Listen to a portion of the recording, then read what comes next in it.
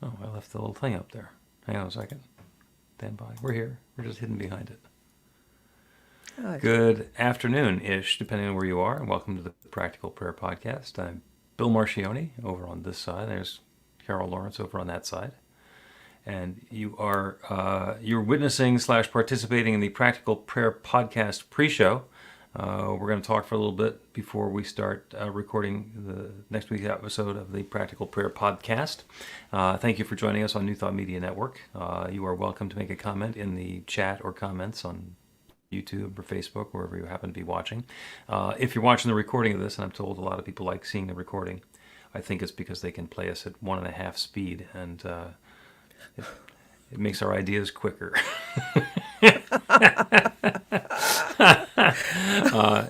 If you do that, then what you want to do is to make the same sort of comment, you can go to the website, bethelight.com, be-the-light.com, and go to the podcast section. There's a button where you can submit the same sort of a comment or inquiry or suggestion or request, and then we will be able to respond accordingly. And I'll let you talk for a second because, as you know, I got myself frothed up getting ready for the podcast today. Oh, did you? Okay. Well, I hadn't noticed. Okay, maybe I'm just calm even when I'm frothy. No, it's. I know you like waiting. You know, it's so good when you have a subject like that. You know, but let me just tell you this real quick. How much time we got? Like we got a minute? Yeah, sure. Okay. So We can start this is recording so the funny. actual podcast episode anytime we want. Okay. So this is so funny. I was going to call you or text you this week because you know I've been doing some stuff with sound and getting it all straight and blah, blah, blah. So I Mm-hmm. got this bright idea. Like I said, I'll switch offices with my husband because down where I am, he was so sweet. He gave me the largest space with the most sun coming in. Is really great.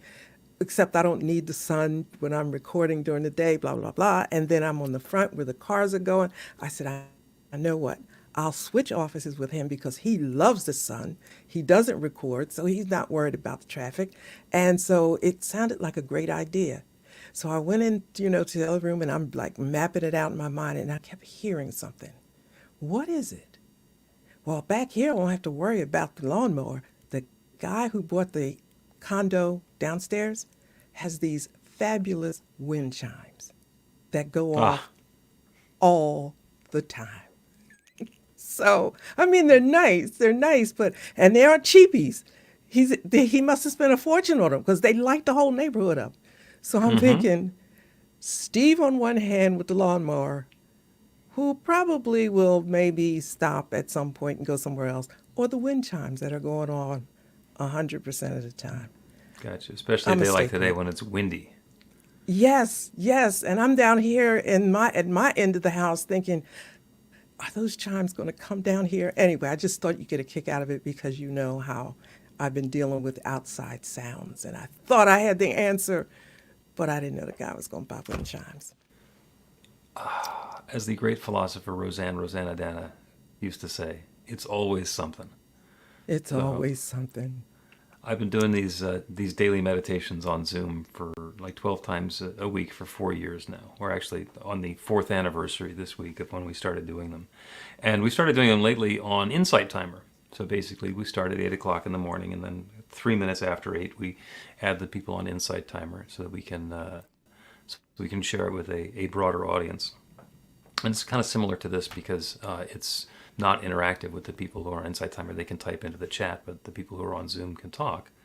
And somebody who's listening on Insight Timer said, there's a lot of background noise. I'm thinking, it's exactly the same background. Oh, wait a second. Listening on an iPhone, and because of the way the speaker on an iPhone, when it gets quiet, it turns the volume up. And we're doing the Oh, thing in the silence. And they're hearing the air conditioner and they're hearing my dog like over the other side of the room playing with his tennis ball, and it all just comes out loud and clear. So like 4 years in, I'm learning new stuff about this. Go it's figure. always something. Yeah, It's always yeah. something. It's always something. So, and there's something to talk about in New Thought circles this week as we do the Practical Prayer podcast. And let's get started with the episode so that we can include that the whole setup of it when we get into the episode, and then we can get all frothy together. A practical prayer is a prayer that works. These discussions between Reverend Bill Marchiony and Carol Lawrence dive into the details of how it works and how to work it. Reverend Bill is a New Thought minister and the author of Practical Prayer for Real Results. Your new life begins with a new thought. Carol Lawrence is on a spiritual quest, finding the New Thought teaching after decades on the pulpit in 3 different traditional denominations. I've got some questions. Together, they're exploring the philosophy and activities that come together from many of the world's religions to create the practical spirituality that is New Thought.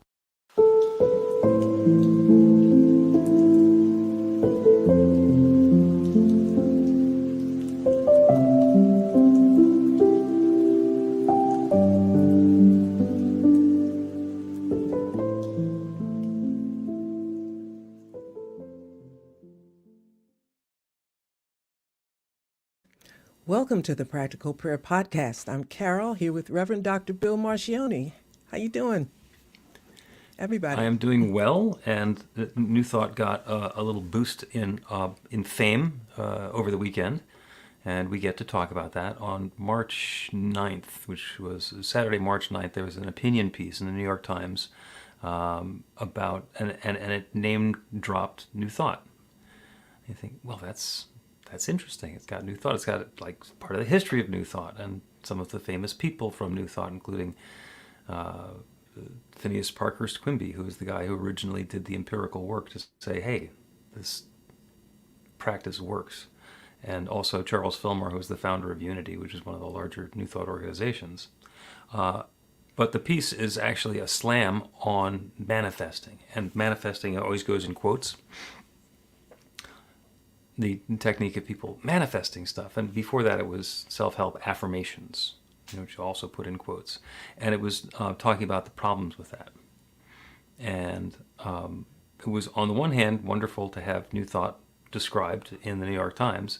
And on the other hand, by conflating New Thought and manifesting, which is only a little tiny piece of it, and then slamming it, it's like, in my opinion, it's like talking about the problems with clergy sexual abuse, and then going into a detailed history of the Catholic Church. It's like, okay, they're related, but that's not the same story. There's the Catholic Church is about a lot more than just that little piece of it, or Christianity in general. You go over the life and times of Jesus, but I don't think that it's necessarily connected. So anyway, that's got me frothy. Well, I figured when I read, when it came through on my phone, so I don't have it word for word in my head as you do, but I read enough, and I read through the whole thing, and I thought, okay, all right, Bill's not going to be real happy with this, and I'm trying to think, well, how do I feel about it? And perhaps we were annoyed for different reasons. I don't know. I'll tell you what annoyed me about the article. It talked about manifesting the way so many people talk about it in such a very superficial way. Mm-hmm. And that just, that makes me go to the roof, because I'm a teacher. You don't teach it's like going 2 inches deep and 10 miles wide. You're just spreading the stuff, but you're not giving details. You're not giving any understanding of it and what does it exactly mean. And there's pieces that go into it. I was really annoyed, I think, because I had heard the slam before. That's what I call it, the slam before. It's just like we are very mindless people, shallow people who say a bunch of affirmations and sit down and wait for things to happen. I was offended and insulted by that, but it's not a new thing, So I thought, when we talked, I said, well, we'll get to straighten that out with whatever it is you want to straighten out on this thing. So Right. go for it. And the thing that makes this new is not that it's new, in the same way that new thought isn't new. New thought is a practice and a technique and a creative process that's been in operation since there was thought. What makes this new is the New York Times giving voice to 2 inches deep and 10 miles wide, as you describe. And we're on episode number 144. We're getting to the wholesale level of episodes on the Practical Prayer Podcast. This is 12 dozen that we've done so far. And we talk about this a fair amount of time. That affirmations and with manifesting stuff is basically claiming it and then manifesting it. So affirmations are the thing that you do, and manifestation is the thing that you get. And it works. It absolutely works. There's no question that it works. And it's just a little tiny piece of the equation. There's a reason that it works, and that's what New Thought is. The reason that it works is because there's a New Thought principle that underlies it. And as we talk about, it's not done as you say or as you affirm. It is done as you believe. So if we make a claim that's within our belief system, the law responds. The creative law responds, and it brings that into being. And that's what manifesting or affirmations are all about.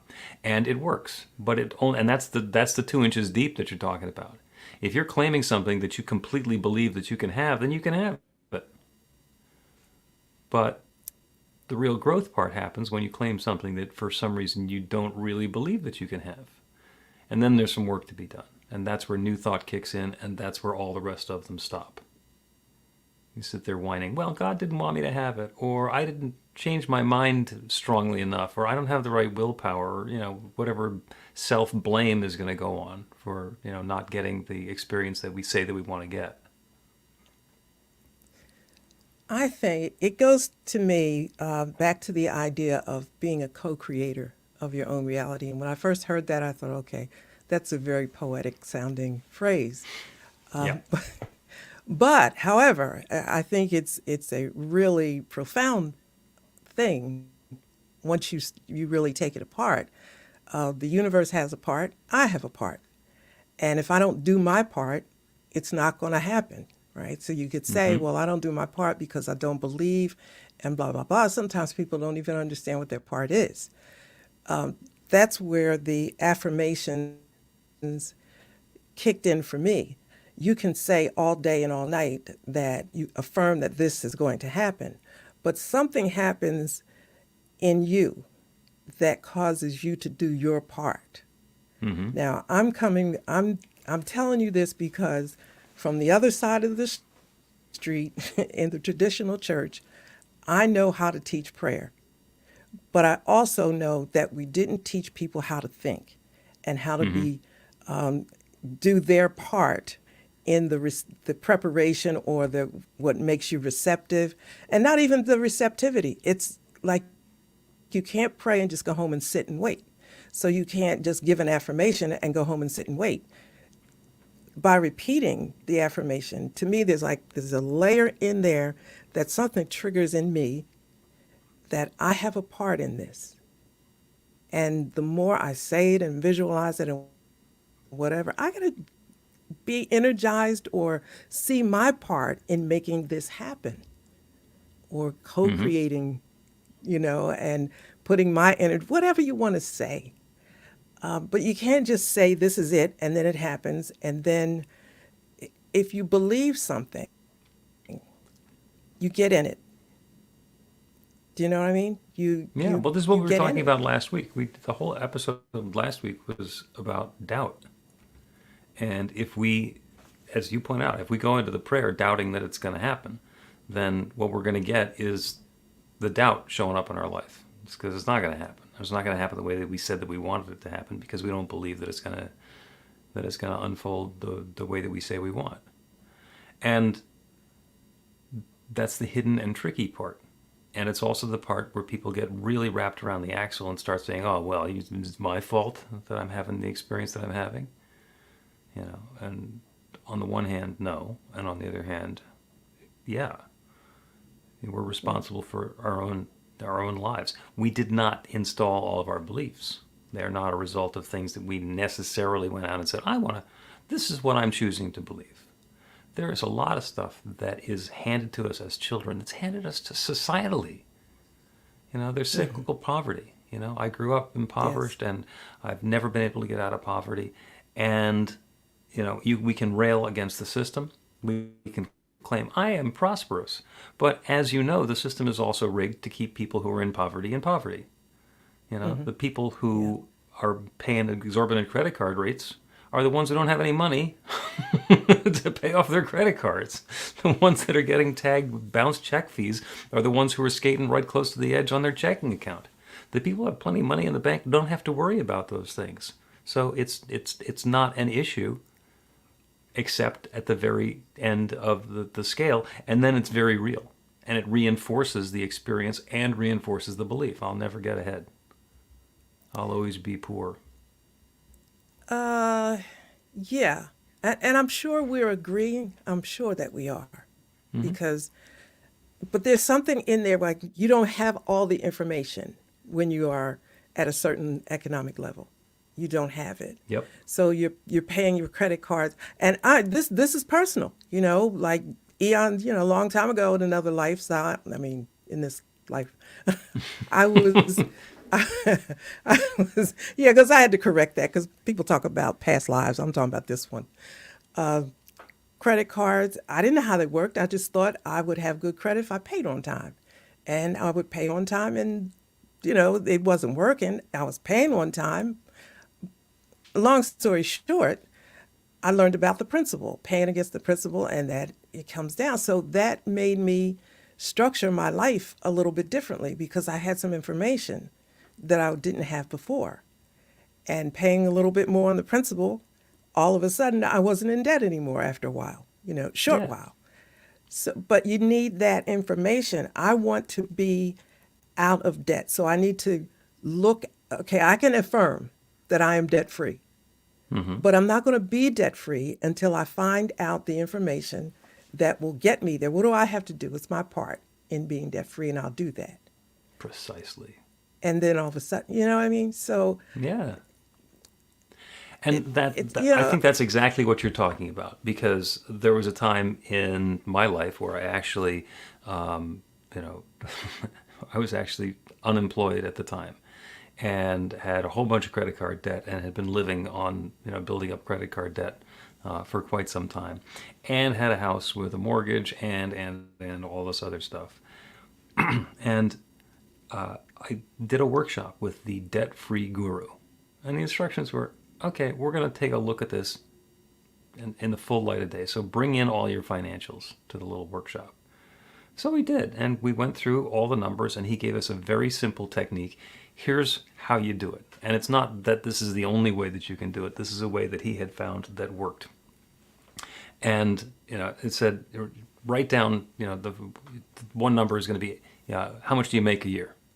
And of course, I currently wasn't working, but I wrote down the number that I intended to be making. And then worked out all the rest of the numbers with all of my credit card debt and the mortgage and the card payments and the expenses and all the rest of it. And there, right in front of me, is a plan for how to get completely out of debt for everything except the mortgage, which didn't really want to get out of debt on the mortgage. And all it required was I have a job making this much money. And I started working the program, and within weeks, I got a job. And when I was negotiating for the job, the guy says, "How much do you want to make?" And I gave him that number. He's like, "Oh." And I was actually applying. There were two of us. My partner and I were applying to be the sales team at this company. And the owner of the company says, "That's kind of a lot. How about if we start out for the first 90 days at 80% of that, and then we'll bump you up?" And I said, and my partner's ready to take it because he's out of work too. And because I'd been through this exercise, it's like, I said, "Do you want me to work at 80% capacity for the first 90 days? Do you want me to do like B or C level work? Or do you want me to come in and swing for the fences?" He says, good point. Start at the full pay. And the whole rest of the program worked as well. So part of it was doing the preparation and doing the work and understanding what I'm going to be doing. So starting with the affirmation, I'm prosperous, I'm debt-free, or, living in this flow. Doing the work to understand what my part is going to be. And then when the invitation came along to either stand in my truth or let myself get negotiated down to 80%, it was really straightforward to say, no, this is yes, this is what's going to happen. And that's the way it worked. You know what? I like the idea. I think it's powerful, the words that you said, stand in my truth, stand in what I believe, stand in what I want. It's, recently I'm remodeling my whole office space and all that, and I needed a chair. So I ordered the chair, and it was supposed to come the next day. And they said, after I paid for it and got everything excited, my chair's coming tomorrow. It didn't come. And I was thinking, I don't think it's coming because it's awfully late. I got a note saying it won't be here until, and it was 7 days later. And of course, I ordered it for overnight. Now it's going to be a week. And I thought, I was really bothered. And I thought, I should have just gone to Office Depot or whatever it is, Best Buy or something. I just got a chair. I'm not going to accept it when it comes. I'm going out tomorrow and I'm getting my chair, and I'm just going to, people bring it, I'm not going to accept it. Then I said, no, you're not. What you're going to do is calm yourself down and rearrange your space and do what you need to do, because the chair will be here when it gets here. And I'm thinking, I can't wait another week. I got up the next day and I thought, my chair's coming today. And I kept saying that chair is coming today. There's no reason why it shouldn't come today. And the chair came that very day. So in terms of manifesting, yeah, I bought the chair and I paid for it. There was some stuff going on in between. How do I know when the chair was going to come? I just decided it's coming today. And I'm sitting in it. And my just as likely that's going to happen as anything else. And it's just a bunch of other things are going on like that in my world right now. And I'm thinking, you know what? I will get upset and I'll go make do. I'll just get something and make do. And I looked around and I said, my whole life is created out of make do. It's not necessarily created out of the best that the universe can give me. How about trying to manifest the best? It's not over your head. It's you. And I'm saying all that to say that we have to get in line with what we want, what we believe. Yes. I can have the best. I can also have make do if I want. I can go to the secondhand store and get a chair and make do. Is that what I want? Yeah, and you've nailed it. If you say, I can make do, the universe says, yes. If you say, I'm going to have a new wonderful chair and it's going to get here at the perfect time, the universe says, yes. And if we believe that we're the sort of person who always has to make do, we say, I'm going to have a great chair, then you know what we wind up with. All sorts of sadness because we have to make do with another chair because the good one hasn't gotten here. And it's a make do chair. And what you said about standing in your truth, to me, it was, well, what is your truth? Your truth has been you make do because you know how to do that. You know how to make, there was a joke about my mom. You could give her a hammer and a hammer and one nail, and she could build a house. They used to. And so I used to be like that. I'm not going to sweat anything. I'll just make do. And then you look at it and say, well, I can, but I don't really want to. Can universe, spirit do better than make do? I guess so. Yeah. I'm the one who's asking for less. So let me bump it up a bit. Let me up the game. And get out of your way and perhaps find out along the way that what you want and what you believe you deserve are different. Let's take a break, and we're going to come back and froth some more.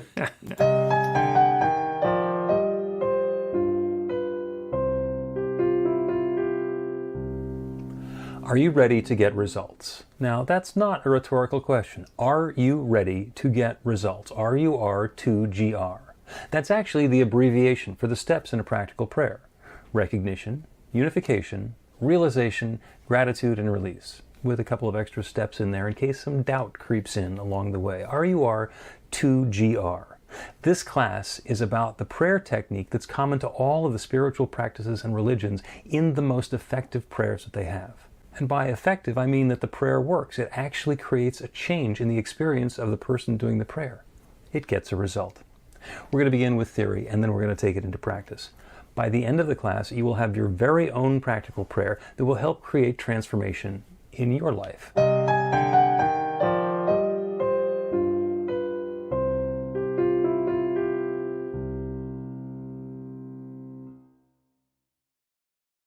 Welcome back to the Practical Prayer Podcast. I'm Carol, here with Reverend Dr. Bill Marchiony.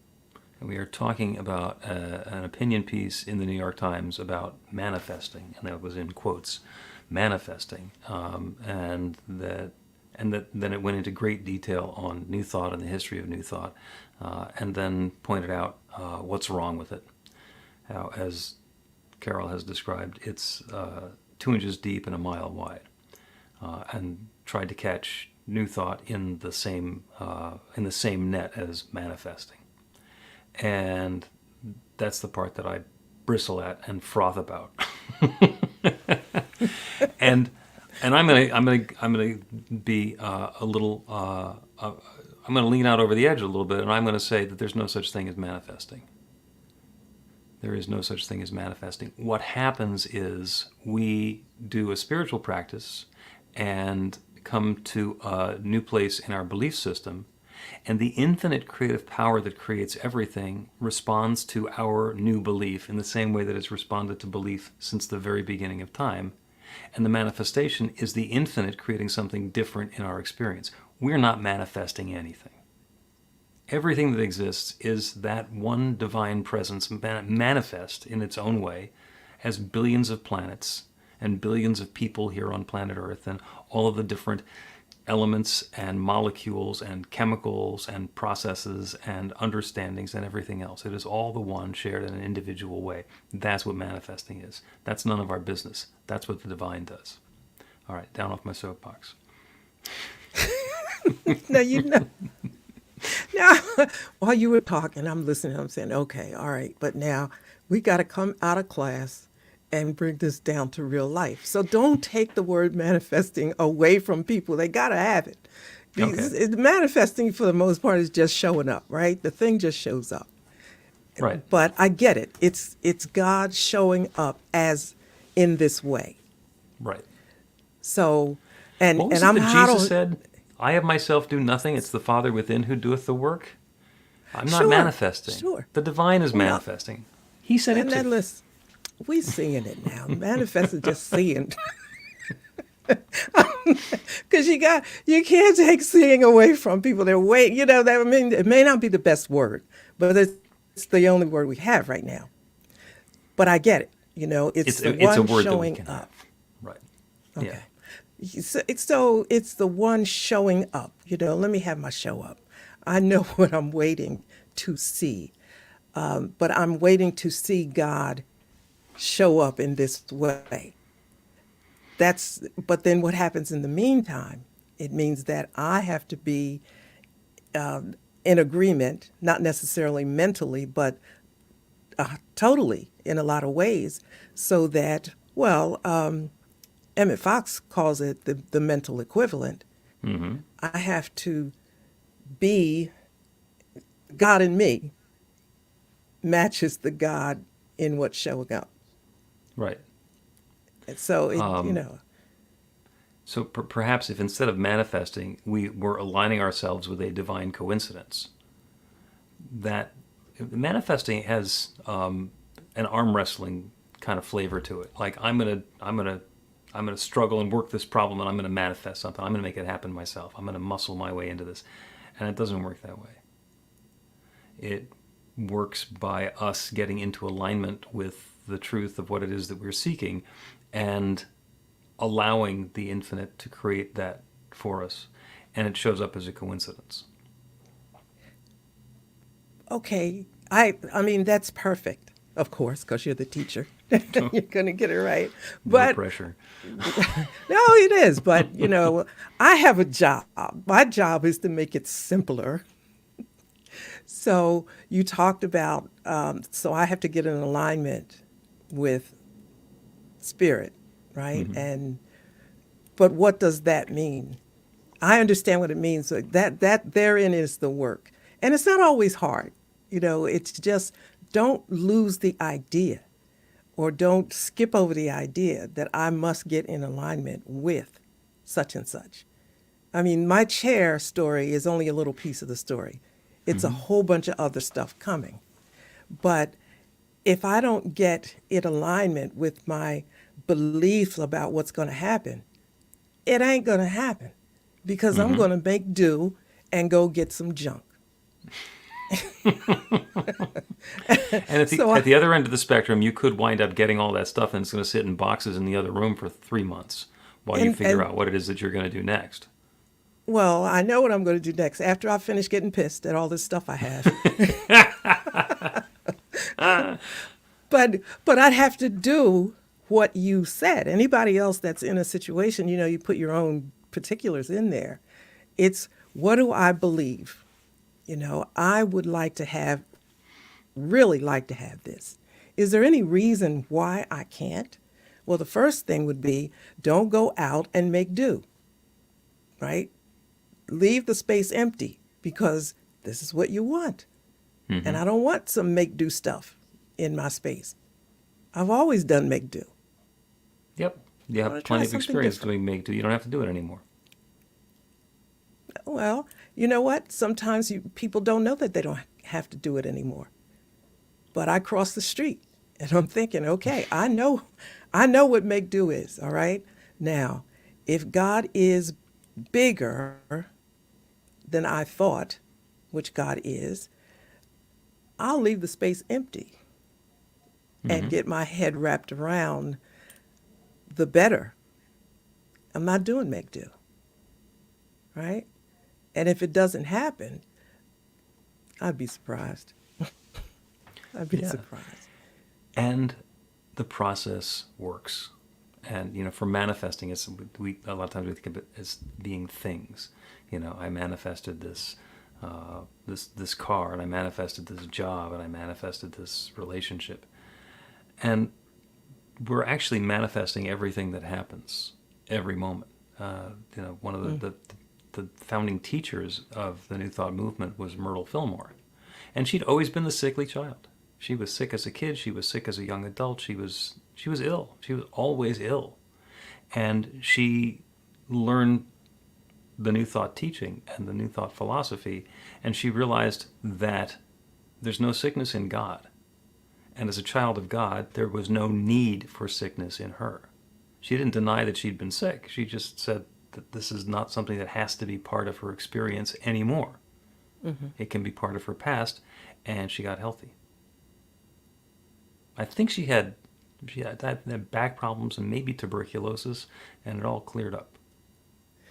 But from what you said and what I know, she got in alignment with the truth of what is.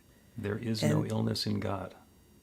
right, and that's the little piece. I don't have to have less unless I want less, or I have less because that's what I've been dealing with. Sometimes I have made do, and there's nothing wrong with making do, by the way. Anybody who's listening, there's nothing wrong with it. No, But you've you done a could put great it, job of making do. make do, but then say, I'm going to do this, but only for a certain period of time, right? I'm not going to, I'll make do with this until I do that. I'm not cutting off anything that Spirit may have for me. I'm just not going to chop it off because if Spirit says yes, and I don't put a cap on it, then I'm going to be dealing with make do forever. I'm not doing that. I'm not doing that. Had an interesting experience. Have family in from out of town. They're staying in Center City, Philadelphia. So we drove in from the suburbs. So we go visit them. And My wife says, as we're driving through the city and the potholes and the people and the crowds and all the rest of it, because it's the last day of the Philadelphia Flower Show. She says, why would anybody want to live here? And my 30-something daughter in the back seat says, because they like being around things to do and people. It's a choice. It's a choice. It's a choice. Yeah. If you're not called to that, then don't live there. And if you're called to that in a particular part of your life, and then your needs and tastes and desires change, you can move. But it's thinking, That's I'm what I here, do. I have to stay here, or I'm here and I can't get to where I want to be, so I have to stay out. When those are operative, then what we're going to be experiencing is either living in the right place at the right time, or not being able to live in the place we want to at the time. It's like not living as though this is it. You know, there's a flow. The river always flows. It doesn't stop. It just keeps moving. And I lived in Philadelphia. I was born and raised in Philadelphia, and I thought that the City Hall was the most beautiful piece of architecture I had ever seen. Well, that's because I hadn't seen anything else. and you know, anyway, so I don't live in Philadelphia. I've been out of Philadelphia. And now when I go back, I kind of feel like your wife, you know, like, oh my God, did I actually live here? It was not quite the same 25 years ago. But still, I'm out. I'm in a different place, different age, obviously, and different things appeal to me now. Right. So And you didn't say what you're doing now is better. What you're doing now is appropriate for you. yeah. Okay. Yeah. So So, and we all yeah. get to create our experience, and there's you know so many different ways of teaching this. You know, there's a reason that Baskin Robbins has 31 flavors, because they don't have the one that you like and 30 duds. You know. I think that's a way of flowing with life, you know, and you're looking and you say, okay, this is what people like, and Baskin Robbins is a waste for me, you know, because it's only one ice cream, vanilla. That's just it. Everything else is fake. So I don't need Baskin Robbins. All I need is Breyers. There you But go. I mean, but Baskin Robbins is cool, you know. It's a nice place to meet Right. your girlfriend. Baskin Robbins 30 unnecessary flavors. Yeah. Okay. So Get you out of the way. throw I'm going to the in- vanilla. Yeah, that's it. And if you have vanilla bean, okay, that's even better. But I can get Breyers easier. I don't have to stand in line. All right. We're going to take another break. And when we return, we are going to actually do a practical prayer about manifesting. Learn to put practical prayer to work in your life. The steps are simple to learn and let you begin to get real results to create the life of your dreams immediately. Reverend Bill Marchiony's widely acclaimed book, Practical Prayer for Real Results, gives you a clear summary of the New Thought principles behind practical prayer and the series of easy-to-understand steps found in the most effective prayers from religions and spiritual practices all over the world and throughout history. Practical prayer is not a replacement for your religion or practice. It's a technique to make the work you do in consciousness even more effective. The book includes 40 prayers on various topics that you can adapt as needed and use as your own. Practical Prayer for Real Results is available in paperback, Kindle, and audiobook on Amazon or at b-the-light.com. That's b-the-light.com. Welcome to the Practical Prayer Podcast. Welcome back. I'm Carol. He's here with Reverend Dr. Bill Marchiony. We're talking today about manifesting and how it diminishes and belittles the depth and tone and texture and flavor of the whole New Thought teaching and practical prayer. And curiously, that's what we're going to make the prayer about. Today's practical prayer is about manifesting. And manifesting, as is practiced in popular culture, is, you do an affirmation and you manifest something, makes it seem like we're doing it. That it's the simple process of claiming something and having it show up in our lives. Like there's some infinite catalog out there that's ready to just give us whatever it is that we ask for. And it kind of works that way, but it doesn't really work that way. The podcast and the book and the topic is practical prayer for real results. And the real results we're talking about are what people describe as manifesting. And manifesting itself is 2 inches deep and 10 miles wide. There is so much more to it than that. And this prayer is to connect with the depth and the richness and the understanding of that creative process that we're involved in, so that we can claim something that's bigger than we might have previously believed that we could experience in our life. And the difference there is that when we're doing manifesting and saying an affirmation and expecting something new to show up in our lives, it might work or it might not. And when we're ready to do the deep spiritual work and take it to the next level, then we can go beyond what we have previously believed is possible, what we've previously experienced, and have something completely new and wonderful come into our lives. To begin with, I'd like you to take a deep, full breath and hold it. And without letting it go, take another deep breath. And you can't. Try another one. It's a third one without breathing out, and you can't. What do you have to do? You have to let go. Breathe out and feel yourself become open and receptive and available to something new. That's a new thought. Now you can take in another deep breath and let yourself be filled again. And again, breathe out and release and let go of whatever has been, so that there's the possibility of something new. And continue breathing however is comfortable for you as we turn our awareness to that infinite creative power that creates everything. We want to talk about manifesting. This is a 14 billion year process of everything in the universe coming into form in exactly the way that it is right now. That's manifesting. Is it possible for it to come into form in a slightly different way to give us a different experience of life? Yes. Absolutely it is. And because it's a universe of infinite possibilities, the good that we're seeking is as possible as anything else. So as we let go of our attachment to things being the way that they have been, to doing things the way that we've been doing them, to having the limitations that have been limiting us in the past, as we open ourselves up to that newness, as we let it go, something new can come in. And perhaps that newness is the thing that we're looking for. Perhaps that newness is exactly what we wanted to have in our experience.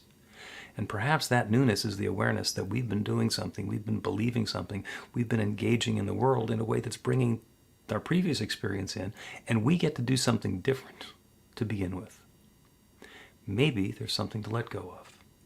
Maybe there's someone to forgive. Maybe there is a different way of engaging in the circumstance that we've been having, and to look at it from a different perspective. And since that's possible, that's what we mean by co-creating. We are doing our part, and that infinite creative power that creates everything is saying yes. It is completely supporting that which we are desiring to the greatest degree that we believe is possible. So as we turn away from the circumstances and situations that we've been having so far, and turn our awareness to that infinite creative power that creates everything, as we understand that that power didn't just create everything out there, it created everything, including each of us. We are conscious, living, breathing expressions of the one, of that one creative power, of that divine creative process that creates everything. And as we move ourselves into alignment with that next experience, more and more and more of what we describe and understand and explain as good becomes available to us. And anything which is no longer serving us gets to fall away, as long as we are letting go of it. And the good continues to unfold, and the newness continues to express, and that infinite creative power that creates everything is manifesting as something new through and for and as and with us. And it's happening now for each of us in our own way. As we let go of what's no longer working and open to the newness, it fills our lives. Sometimes with great transformation, huge changes in the way that we are participating with the world. And sometimes it just seems like it shows up on a silver platter. And it's all good. It's all good. And I'm grateful for the willingness of each one to engage in the process, to understand that there's still something to be done. It is not I, but the Father within who doeth the work. I'm so grateful for the good that's already coming about. And I'm grateful to speak this word and release it into that creative law, the one that creates everything, and to know it is now creating this. And so with a deep feeling of thanks, I speak this word, I let it go, and I know it's so. So it is. The Practical Prayer Podcast with Reverend Bill Marchiony and Carol Lawrence is a production of BeTheLight.com, be-the-light.com, where you can find more information about practical prayer for real results. Our theme is by Music of Wisdom. You can learn about the spiritual community of New Thought Philadelphia with daily guided meditations, Weekly celebrations of spirit, and Reverend Bill's classes in practical spirituality at newthoughtphilly.org.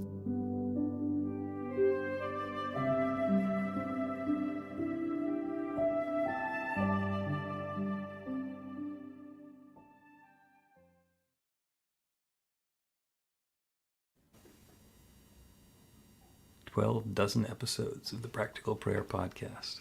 I'm going to play with that number after we get off. 12 times 21, 44. That's like, what do I see 44. here? I don't know numerology or anything, but it sounds good. Yeah. Well, there's actually a word for 12 dozen. It's a gross. Actually, that word means something to me right now. In a good way. Yeah. In a good way. So I got a couple of comments. Regala is watching from India. And Yes. Ray D, so it is. Yes, indeed. So it is, Ray. And yeah, so manifesting. Well, that was very interesting. The way you explained it, that we are not manifesting anything. And I'm still kind of tickled at saying, don't take our word from us. We need that word. Well, yeah, looking at the big picture is sometimes very helpful.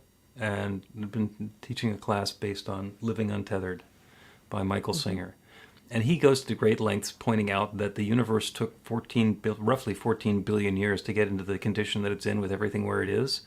And us thinking that it's just here for us and the only tiny little fraction that we're aware of is actually important. It's like, no, there's really something much bigger that's going on. And it is possible for us to have everything that we want in our life, and the net impact on the entire manifest universe will be smaller than a rounding error. But there's, and I know what you're talking about. I know that work because I was reading it alongside of you guys. Can't be there, but I read. And it makes me it brings me to a sense of gratitude to be a part of whatever's going on, even though I don't know what it is. I don't know the magnitude. Is just too much for me. Like some of it, I can see little stuff, and just happy to be a part of it, and to bring my stuff, whatever that is, my gifts and ideas and creativity, to whatever is being created. That feels good to me. I can't see what it is, but I know it's something. I mean, I'm not nothing. I'm a little bit of something, and it must, and I You're matter. something. I You matter. do. We all do. So, for me, I'm grateful to be able to polish up whatever I'm doing. So it's really, really good, because you only have a certain amount of time on earth. So whatever contribution you're making, it might be a good idea. It might feel good to make it nice. I'm reading, I'm all into the Ascended Masters, as well as some recent ones. And I just love the idea that people have brought themselves to the experience of life, and that it's appreciated 100, 200 years later. Yeah. That they had an idea and it was something that I can believe in and makes my life better. I love that stuff. So I hope I can leave something. Yeah. You already have. 12 dozen episodes of the Practical Prayer Podcast, and some other stuff too. Well, thank you. Thank you so much. Thank you. Yeah, you guys, there's some imprint you've left on this on the world. Well, that's a big thing. Like, that's a big thing to imagine. But if I believe that God manifests God's self through us, then, I'm a little piece of something that God is manifesting through. And very likely, maybe on the other side, when I leave, I'll look back and say, oh, that was it. Okay. There we go. That's pretty cool. So I have no doubt that that's probably how it kind of goes. Yep. All right. I could continue talking about this for another 2 hours, but we're not going to. So thank you for everybody who has joined us on the Practical Prayer Podcast post-show and pre-show on New Thought Media Network. It is wonderful to have you here. This episode is going to be airing a week from Wednesday, I think, is when it drops in podcast land, after it gets back from the editing studio, where we don't really edit that much. And it has been wonderful. So thank you for letting me froth and vent, and hopefully bring something new into the world. See you. Have a great day. Please help us say thank you to our organizational sponsors, including the Hefferland Foundation, Affiliated New Thought Network, International New Thought Alliance, Science of Mind Archives and Library Foundation, Center for Spiritual Living Denver, Center for Spiritual Living Midtown, New Thought Philadelphia, Planned Happiness Institute, Summit Center for Spiritual Living, One Heart Retreats, Center for Spiritual Living on the Lake, Unity Kitchener, Unity Spiritual Center Ottawa, Om Center for Spiritual Living, Satya Center, Begin Within Ministries, Center for Spiritual Living North Jersey, Unity of Savannah, and the Center for Spiritual Living Seattle, as well as all of our individual donors. Thank you for being part of the New Thought Media Network. Please like, share, and subscribe. New Thought Media Network, positively inspiring.